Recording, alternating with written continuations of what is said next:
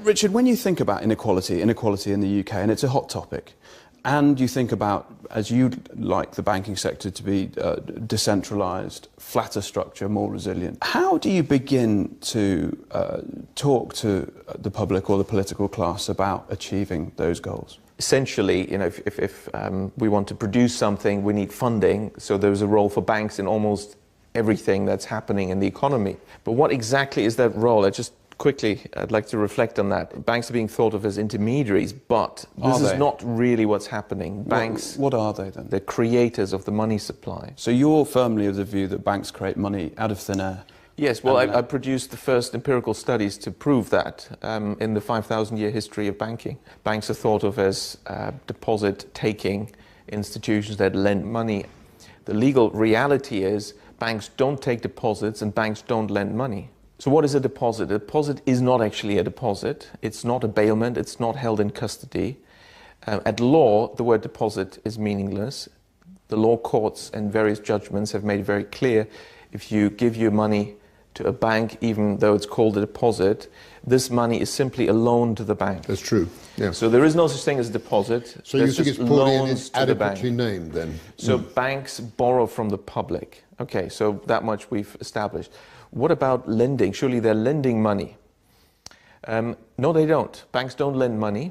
Banks, again, at law, it's very clear, they're in the business of purchasing securities. That's it. So you say, okay, don't confuse me with all that legalese. No. I want a loan. I want a loan. Yep. Fine, here's the loan contract, here's the offer letter, and you sign. At law, it's very clear, you have issued a security, namely a promissory note, and the bank is going to purchase that. That's what's happening at law. Put it in layman's terms, what does that mean? It means that what the bank is doing is very different from what it presents to the public that it's doing. How does this fit together? So you say, fine, the bank purchases my promissory note, but how do I get my money? I want, it's a loan. I want 200 grand, right? I don't care about the details, I want the money. The bank will say, well, you'll find it in your account with us. That would be technically correct. If they say, we'll transfer it to your account, that's wrong, because no money is transferred at all. It's already from in the bank. Anywhere inside the bank or outside the bank. Why?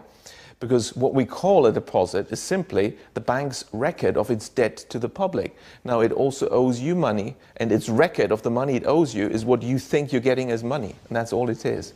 And that is how the banks create the money supply. The money supply consists to 97% of bank deposits, and these are created out of nothing by banks when they lend, because they invent fictitious customer deposits. Why?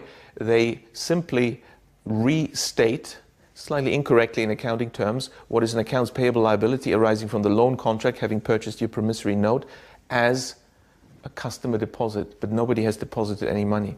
I wonder how the FCA deals with this, because in the financial sector you're supposed to not mislead your customers.